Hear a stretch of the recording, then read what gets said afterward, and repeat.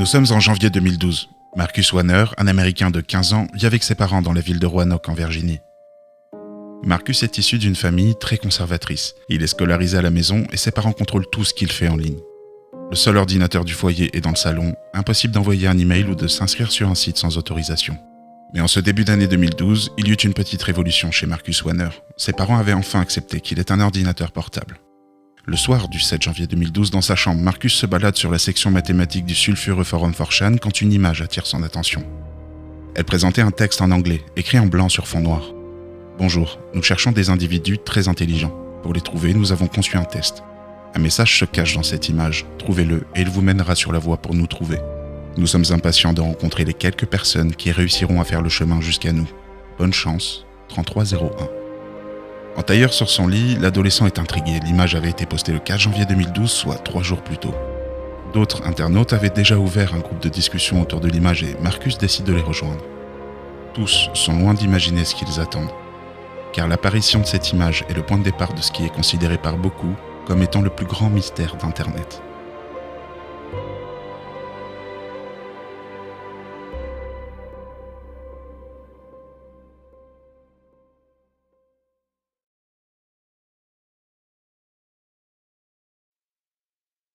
Sur le canal IRC, un ancêtre du Discord, Marcus fait la rencontre de Max, alias Tech.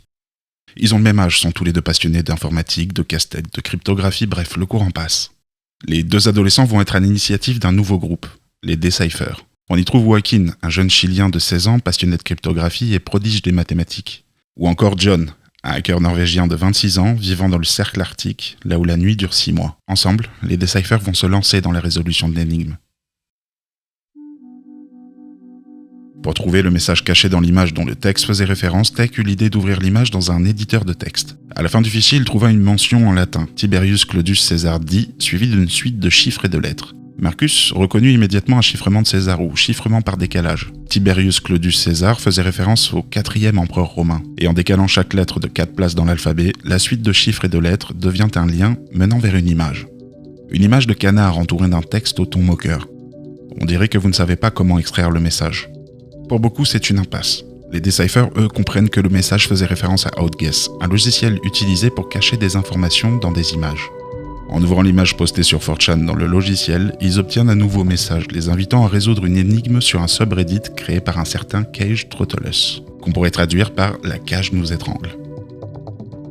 Sur le subreddit, après une énigme faite de chiffres mayas et de codes cachés dans des récits médiévaux faisant référence au roi Arthur, John le hacker norvégien extrait un message invitant la petite équipe à appeler un numéro de téléphone.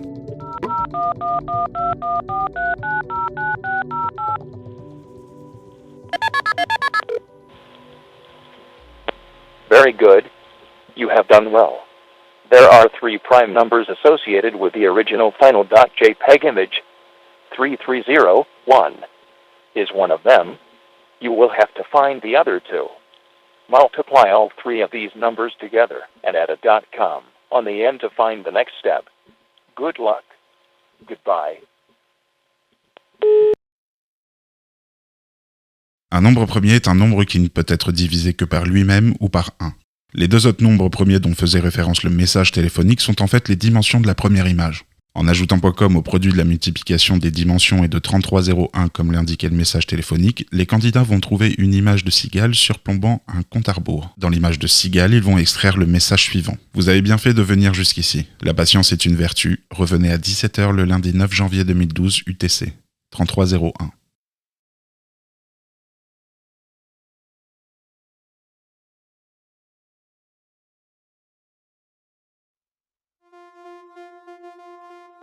Quelques minutes avant la fin du compte à rebours, Marcus est dans sa chambre. Comme beaucoup, en l'espace de quelques jours, il est devenu obsédé par le puzzle. Puis arrive minuit. La page affiche désormais un nouveau message. Trouvez notre symbole près de chez vous. Le message se termine par une suite de 14 coordonnées GPS. 3 à Seattle, 2 à Paris et à Séoul, 1 en Californie, dans l'Arkansas, à Hawaï, en Floride, à la Nouvelle-Orléans, à Varsovie, ainsi qu'en Australie. En découvrant les 14 locations à travers 5 pays, Marcus fut pris d'un vertige. Jusqu'ici, le mystère avait été cantonné à Internet, mais le 4e mur venait de se briser. À cause de leur jeune âge, Tech et Marcus ne pouvaient pas se rendre aux différentes locations. Des joueurs dont un contact des adolescents ont fini par le faire. Sur place, ils vont trouver des affiches avec le symbole du groupe surplombant un QR code. Comme en France. Dans le 20e arrondissement, au 29 et 25 de la rue des Maraîchers, 2 affiches sont retrouvées à moins de 50 mètres l'une de l'autre. Les différents QR codes vont mener les joueurs à 2 images dans lesquelles sont cachées de nouvelles épreuves. Mais il y avait aussi un avertissement caché dans ces affiches. Vous avez partagé trop de choses jusqu'à maintenant. Nous voulons les meilleurs, pas les suiveurs. Ainsi, les premiers arrivés recevront le prix. Bonne chance, 3301. L'avertissement a suscité une certaine méfiance dans les différentes communautés de joueurs, méfiance qui s'est rapidement transformée en paranoïa. Le troll était une pratique très fréquente entre les joueurs. Tex s'était mis à produire de faux indices pour perdre les autres communautés avec qui il était en guerre. En réponse, on avait publié ces informations personnelles en ligne. Joaquin, le jeune prodige des mathématiques, dit avoir reçu un coup de téléphone à 2h du matin. Au bout du fil, il entendit seulement une tonalité d'urgence. Beaucoup comme lui ont arrêté par peur, par lassitude comme John le hacker norvégien. Certains joueurs avaient l'impression d'être observés. En posant des questions à d'anciens joueurs, on m'a plusieurs fois parlé de moments étranges sur 4chan où certains francophones qui aidaient les joueurs avaient accès à des informations avant tout le monde. Marcus, lui, était subjugué. Bien sûr, il avait peur comme les autres, mais il aimait tout dans la chasse au trésor. Les références, l'univers du groupe, la qualité des énigmes, le fait d'être scolarisé à la maison lui permettait de se consacrer entièrement aux épreuves. Et sur sa lancée, Marcus va résoudre l'énigme des QR codes et obtenir un lien menant vers un site du Deep Web. Il y trouva un message lui donnant de nouvelles instructions. Créer une adresse email et attendre de nouvelles épreuves. Beaucoup de joueurs qui sont arrivés au même stade se sont plaints de n'avoir jamais reçu les épreuves en question, et à partir de cette étape, les choses deviennent beaucoup plus floues. Tech et Marcus, eux qui ne communiquaient déjà plus beaucoup, avaient comme disparu d'Internet.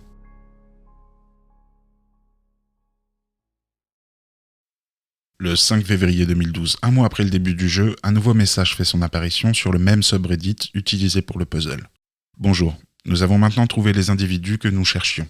Ainsi se termine notre voyage d'un mois. Pour l'instant. Merci pour votre dévouement et vos efforts. Si vous n'avez pas pu compléter le test ou si vous n'avez pas reçu d'email, ne désespérez pas. Il y aura d'autres opportunités comme celle-ci. Merci à tous, 3301. C'est de cette façon que s'acheva la chasse au trésor, un mois après son lancement.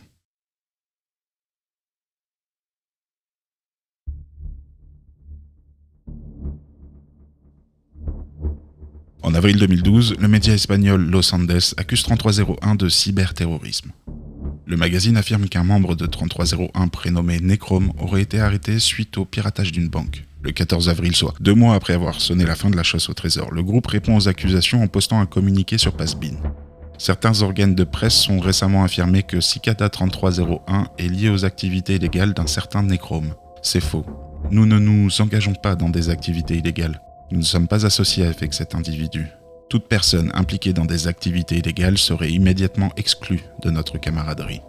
3301. Quelques semaines auparavant, lors de la résolution des épreuves sur le subreddit, les joueurs avaient trouvé un message caché dans une image de paillasson. Le message indiquait que le groupe allait utiliser un système de signature chiffrée. Ainsi, chaque message ou chaque image de 3301 était accompagné de cette clé que le groupe était le seul à pouvoir produire. Cette technique permet d'être certain que 3301 est bien l'auteur ou non d'un message, et le communiqué avait cette signature valide. Pendant de longs mois, de nombreux faux sont écartés, et 3301 ne donne absolument aucun signe de vie.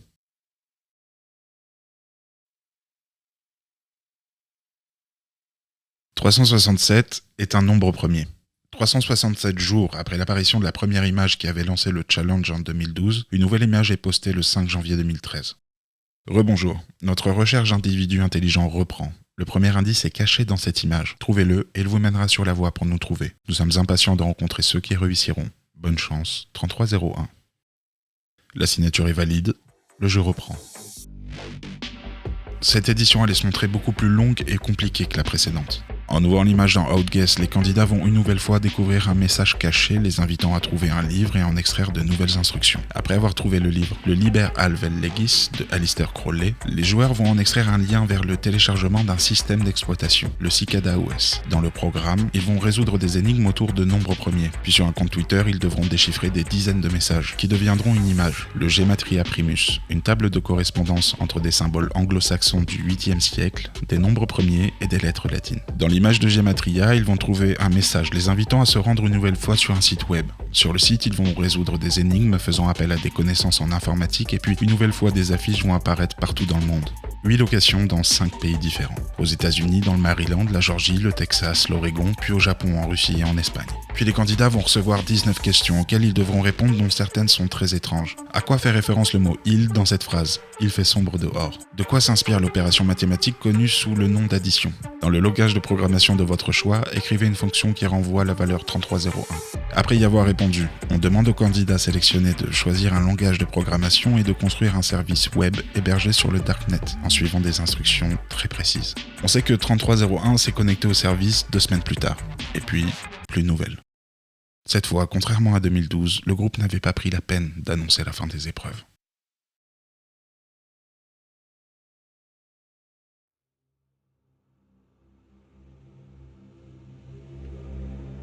Après un an de silence, le 6 janvier 2014, toujours 367 jours après le début du second puzzle, une image avec une signature valide est postée sur Twitter. L'épiphanie est à votre porte. Votre pèlerinage a commencé. L'illumination vous attend. 3301. Au fur et à mesure d'épreuves toujours plus compliquées les unes que les autres, les candidats vont accumuler les pages d'un livre. Le Liber Primus, ou premier livre.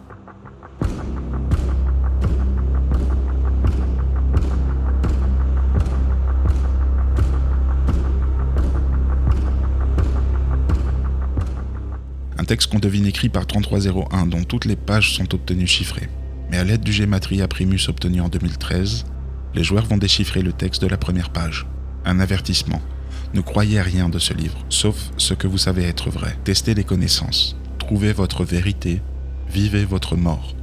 Ne pas éditer ou changer ce livre, ou le message contenu dedans, ou les mots ou les chiffres, car tout est sacré. Les joueurs vont également très vite déchiffrer la page 57 du Liber Primus. Comme la larve qui creuse un tunnel vers la surface, nous devons nous débarrasser de notre propre circonférence, trouver la divinité en vous et émerger. Les énigmes pour obtenir le Liber Primus se sont révélées si compliquées que la majorité des candidats ont abandonné en cours de route. On imagine que c'est pour cette raison qu'en mai 2014, le groupe a permis aux joueurs de télécharger directement les 58 pages du Liber Primus. Moins d'une vingtaine de pages sont aujourd'hui déchiffrées. Ce faible ratio s'explique notamment par l'extraordinaire difficulté des problèmes. Encore aujourd'hui, en 2021, des communautés toujours actives essaient de résoudre l'énigme du Liber Primus.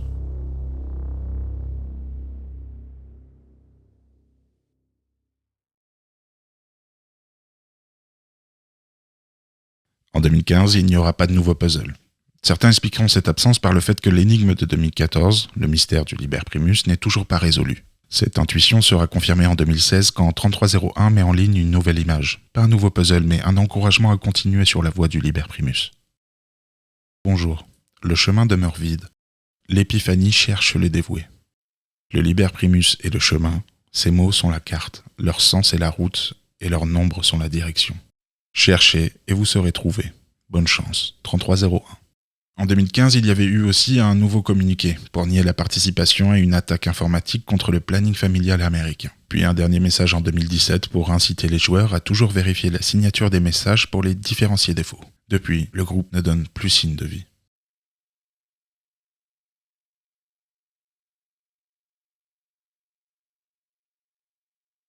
Certains internautes avaient déjà participé à ce genre de jeux de pistes qui sont fréquents sur Internet. On les appelle les Alternate Reality Games. Jeux en réalité alternée. Les ARG sont généralement organisés par des équipes de passionnés ou même par des entreprises dans le cadre de campagnes marketing ou de recrutement. Ça commence souvent par un message qui vous entraîne ensuite dans un scénario fictif mais ancré dans le monde réel. Dans les premiers jours de l'énigme, l'immense majorité des internautes pensaient qu'il s'agissait d'un simple ARG, que 3301 n'était pas vraiment un groupe à la recherche de nouvelles recrues et que tout ça était faux. Cette théorie avait pris du plomb dans l'aile quand les affiches ont fait leur apparition dans plusieurs pays en 2012. Car pour beaucoup, la manœuvre nécessite forcément que plusieurs personnes à travers le monde soient impliquées. Beaucoup de candidats avaient le sentiment que ce qu'ils venaient de vivre était différent des autres ARG. Au fur et à mesure des années et des 3 puzzles apparus en 2012, 2013 et 2014, beaucoup de questions ont été soulevées. Et ces questions n'avaient pas trouvé de réponse. Qui était derrière ? Dans quel but ? Qu'est-ce qu'il y avait après chaque puzzle ? En 2015, 2 personnes décident de témoigner. Elles expliquent qu'elles sont allées au bout du premier puzzle, après lequel elles auraient rejoint une cellule de 3301 pour travailler sur un projet secret. Pendant des années, elles ont gardé le silence sur ce qu'elles avaient vécu.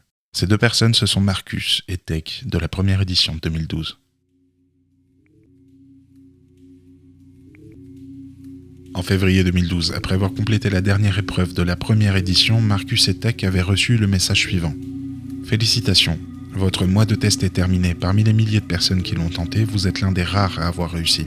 Il y a une dernière étape, bien qu'il n'y ait pas de code caché, de message secret ou de chasse au trésor physique. Cette dernière étape est seulement l'honnêteté. Nous avons toujours été honnêtes avec vous et nous continuerons à l'être. Nous attendons de vous que vous soyez honnêtes avec nous en retour. Vous vous êtes tous demandé qui nous sommes et nous allons donc vous le dire maintenant. Nous sommes un groupe international. Nous n'avons pas de nom, pas de symbole, pas de liste de membres. Nous n'avons pas de site web public et nous ne faisons pas de publicité. Nous sommes un groupe d'individus qui ont fait leurs preuves, comme vous l'avez fait en terminant ce concours. Nous sommes liés par des croyances communes. Une lecture attentive des textes utilisés dans le concours aura révélé certaines de ces croyances. La tyrannie et l'oppression de toutes sortes doivent cesser, la censure est mauvaise et la vie privée est un droit inaliénable. Nous ne sommes pas un groupe de hackers, ni un groupe de warez. Nous ne nous engageons pas dans des activités illégales. Si c'est votre cas, nous vous demandons de cesser. Si vous nous mentez, nous le saurons. Vous vous demandez sans doute ce que nous faisons. Nous sommes une sorte de think tank, dans la mesure où notre objectif principal est de rechercher et de développer des techniques pour aider les idées que nous défendons, la liberté, la vie privée et la sécurité. Vous avez sans doute déjà entendu parler de quelques-uns de nos projets passés, et si vous décidez d'accepter d'être membre, nous serons heureux de vous avoir à bord pour nous aider dans nos projets futurs. Veuillez répondre à cet email avec les réponses aux questions suivantes. Croyez-vous que tout être humain a le droit à la vie privée et à l'anonymat? Pensez-vous que l'information doit être libre? Croyez-vous que la censure nuit à l'humanité? Nous sommes impatients de vous entendre. 3301. Un message similaire avait déjà fuité quelques jours après la fin de la première édition, mais comme il ne possédait pas de signature valide, il avait été considéré comme un faux. L'auteur disait avoir supprimé la signature, modifié la structure syntaxique du message pour éviter que 3301 ne remonte jusqu'à lui. L'auteur s'était rendu compte que 3301 donnait une version unique à chacun, ce qui permettait de remonter la moindre fuite. Ce message, qu'on présente souvent comme ayant une origine incertaine, vient bien de 3301. Après avoir répondu aux questions, le 28 février, les adolescents reçurent des identifiants pour se connecter à un forum du Darknet. En se basant sur le nombre de gens en ligne, Tech et Marcus estiment qu'ils étaient à peu près une vingtaine à avoir rejoint l'organisation à ce moment. Sur le forum, ils sont accueillis par des gens qui se présentent comme des membres de 3301. Naturellement, les nouvelles recrues ont posé des questions. Qui était derrière 3301? Comment tout ça avait commencé? On leur répondit la même chose que dans l'email de bienvenue, que c'était un groupe lancé par des amis qui partageaient les mêmes valeurs. Au fur et à mesure, le groupe aurait pris de l'importance et s'est développé à l'international. On laisse entendre à Tech qu'ils étaient implantés dans de nombreuses organisations et qu'ils fonctionnent comme une société secrète. Après leur intégration, on a expliqué aux nouvelles recrues baptisées les Brutes BOH qu'on attendait d'eux qu'ils développent un logiciel en phase avec les valeurs de l'organisation. Après des semaines de débats, les recrues décident de faire un logiciel pour protéger les lanceurs d'alerte. Le programme baptisé Cakes pour Cicada Anonymous Key Escrow System devait automatiser l'envoi de données en cas de disparition du lanceur d'alerte. Au départ, les Brutes BOH sont tous très motivés. Mais au bout de plusieurs mois, Marcus se retrouve seul à travailler sur le projet. Ambiance exposé de groupe à la fac. De son côté, Tech avait laissé tomber le projet à cause d'un job d'été et il ne reviendra pas après. Presque un an après le début des travaux, Marcus est le seul à encore coder. Il fait savoir à ses référents qu'il a besoin d'aide. On lui laisse entendre que des recrutements sont prévus. Quand les nouvelles épreuves débutent en 2013, Marcus n'y participe pas et suit de loin. Encore aujourd'hui, nous ignorons s'il y a vraiment eu des candidats sélectionnés lors de cette épreuve. Beaucoup ont prétendu être arrivés au bout et se sont plaints de n'avoir jamais reçu de réponse. Marcus, lui, n'avait vu aucune trace des recrutements. En mars 2013, un camarade nommé Sage lui apprend la nouvelle. Ils sont tous virés. Le forum du Darknet avait disparu du jour au lendemain. Marcus cacha le logiciel inachevé sur le Dark Web et reprit sa vie d'adolescent. Il n'a jamais su pourquoi on avait rompu tout contact avec lui du jour au lendemain.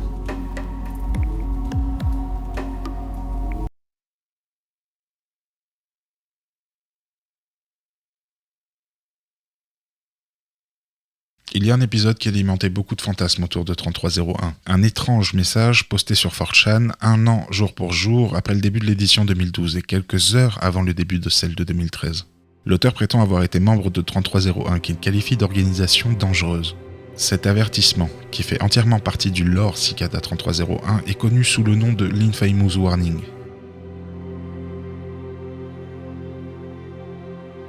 Je m'excuse pour le langage parfois approximatif de ce texte. L'anglais n'est pas ma langue première et j'ai également utilisé un logiciel pour masquer la paternité de ce texte. 3301 ne doit pas savoir qui en est l'auteur. J'ai fait partie de ce que vous appelez 3301 Cicada pendant plus d'une décennie et je suis ici pour vous avertir. Restez à l'écart. C'est une organisation dangereuse, bien que je sois d'accord avec beaucoup de ses objectifs. Ses méthodes sont infâmes. En fait, je pense que c'est un culte déguisé en organisation scientifique progressiste. Je réalise la portée de mes mots, mais je vais fournir des preuves pour soutenir mes affirmations. Dans la suite du message, l'auteur décrit la première étape de recrutement de janvier 2012. Il explique également qu'il a rejoint l'organisation il y a plus de 10 ans quand il était militaire. Il se serait fait recruter par son supérieur après un processus de cooptation, d'observation et d'entretien préalable similaire à ceux de la franc-maçonnerie. Il écrit « Après plus d'1 an à être examiné sans le savoir, j'ai été invité à rejoindre l'organisation. J'ai accepté avec gratitude car c'est ce que je voulais depuis le début. Rejoindre un groupe d'individus partageant les mêmes idées, tous incroyablement talentueux et connectés, et travailler ensemble pour le bien commun. Le bien de l'humanité. Il m'a fallu de nombreuses années pour apprendre la vraie nature de la cigale. Et avant d'aller plus loin, je dois expliquer certaines choses sur l'organisation. L'organisation a été créée par un groupe d'officiers militaires professionnels, de diplomates et d'universitaires qui étaient mécontents de la direction que prenait le monde. Elle n'est en aucun cas liée à une armée ou au gouvernement d'un pays. Cependant, elle recrute souvent parmi les hauts fonctionnaires du gouvernement pour accroître son pouvoir. Concernant sa structure, ils utilisent plusieurs structures au sein d'une structure globale. Tout repose sur une structure en cellules décentralisées. Cependant, certaines cellules ont un rang plus élevé que d'autres, ce qui conduit à une sorte de hiérarchie malgré la décentralisation générale. Ils pratiquent un cloisonnement strict. Ainsi, beaucoup de cellules ou d'organisations 1 n'ont aucune connaissance des autres cellules ou organisations et 2 ne savent pas qu'elles sont contrôlées et organisées par. Chaque cellule est structurée de façon militaire. Il existe différentes cellules dédiées à différents domaines, technologie et recherche, politique étrangère, etc. Il est possible que les cellules soient en désaccord avec d'autres cellules ou même avec les objectifs de l'organisation elle-même. Dans la dernière partie, l'auteur du message parle des croyances portées par le groupe. Il croit aux idées de Heiligen sur le cerveau global. Il croit en la liberté absolue. Il croit en la philosophie des jésuites. La fin justifie les moyens, car grâce à cette idée, ils peuvent justifier les actions qui ne suivent pas toujours leur propre système de croyance. Une autre philosophie qu'ils utilisent est le « ce à quoi on résiste persiste » de Carl Jung, et le corollaire jésuite « créez ce que vous craignez le plus ». Par exemple, si vous avez peur de la résistance et de la rébellion, alors envoyez des agents à vous pour créer la résistance et la rébellion. De cette façon, vous pourrez diriger l'énergie du peuple, l'embrasser, la laisser s'affaiblir et en même temps minimiser les dégâts. Il croit qu'il n'y a pas de sens inhérent à toute chose, que toutes les choses sont vides et sans signification, que toutes les choses sont toujours entières, parfaites et complètes. Il croit qu'en chaque personne il y a un Dieu, pas Dieu dans le sens de la plupart des religions, plutôt comme l'Ubermensch qu'on trouve dans les écrits de Nietzsche. Il considère également le cerveau global comme une sorte de Dieu. Leur mantra est « Je suis toujours suffisant ». Ils enseignent à leurs adeptes de trouver une mort chaque jour. Cela ne signifie pas une mort littérale, c'est en fait un double sens. 1. Savoir que vous allez mourir, donc que rien n'a d'importance, et 2. Trouver la mort du moi, de l'ego. Ils enseignent que la moralité absolue n'existe pas. Ils enseignent qu'il n'y a pas de réel, que toute réalité dépend de l'observateur. L'auteur termine de façon plutôt surprenante en expliquant qu'il s'est rendu compte de son erreur et que depuis sa conversion au christianisme, il s'est éloigné de l'organisation. Un lien vers le message en entier est disponible dans la description pour ceux qui souhaitent le lire. Ce message appelle à la prudence. L'auteur ne donne aucun moyen de vérifier qu'il est bien membre de 3301. Il dit qu'il va fournir des preuves de ce qu'il avance sans jamais vraiment le faire, et il parle de méthodes infâmes sans jamais vraiment les nommer. Mais si ce message a pris la place qu'il a aujourd'hui dans la mythologie 3301, c'est qu'il a troublé de nombreux internautes. Quand on a interrogé Marcus sur cet avertissement, il a expliqué qu'il y avait des parties qui décrivaient ce qu'il avait vécu, notamment sur l'organisation du groupe en cellules clandestines. Ce message a été posté 1 an jour pour jour après le début de la première édition et quelques heures avant le début de l'édition 2013. Il est donc très troublant qu'il évoque de nombreuses références culturelles ou spirituelles qui seront utilisées par le groupe dans les puzzles suivants, même si les références ne sont pas toujours explicites. Le background culturel et philosophique correspond énormément à ce qui est arrivé après 2012. Marcus, lui, pense que le message vient bien de 3301, mais que son contenu est volontairement faux ou trompeur pour effrayer certains internautes.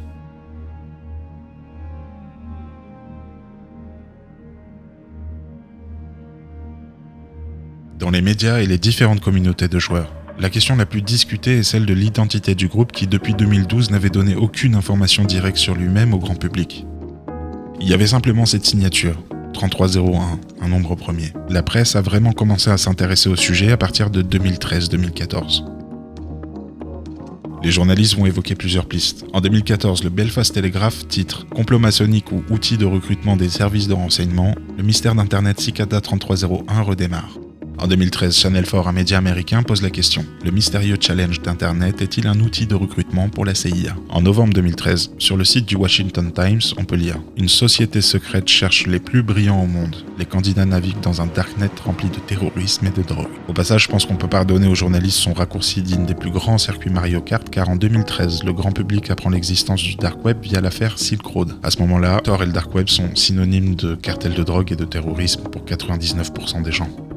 Globalement, les journalistes et les joueurs pensent à une agence de renseignement ou à une société secrète.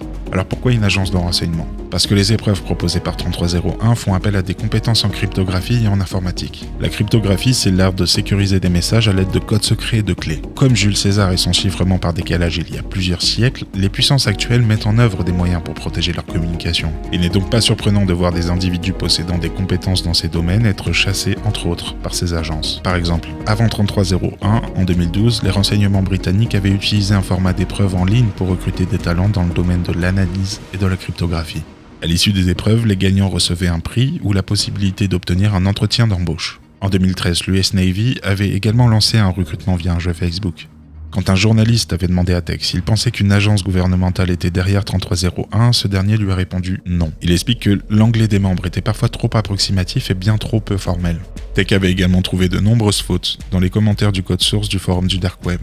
Ce n'est pas la première fois que cette observation est faite. Dans les deux communiqués de 2012 et 2017, le mot organisation est écrit dans sa forme française et non anglaise. Dans celui de 2012, il manquait même un mot. En réponse à la théorie de l'agence de renseignement, certains diront qu'un tel recrutement serait contre-productif. Que se passerait-il si un membre étranger ou d'une organisation potentiellement ennemie avait remporté les épreuves? Aurait-il pu intégrer les services, avoir accès aux missions en cours, au sujet du moment? Pour beaucoup, organiser un concours international quasiment à l'aveugle pour recruter sur 3 ans est une démarche peu efficiente. Les services secrets britanniques et l'US Navy ne se sont pas cachés derrière une fausse identité pour leur épreuve de recrutement, ce qui avait permis d'attirer directement des candidats britanniques ou américains motivés par l'idée de rejoindre ces institutions. Une autre hypothèse, très fréquemment avancée dans la presse et les différentes communautés de joueurs, est celle d'une secte ou d'une organisation paramaçonnique. En 2012 et 2013, l'image de lancement des épreuves parlait de recherche d'individus intelligents. En 2014, le message était plus mystérieux et les références culturelles utilisées par le groupe plus ésotériques.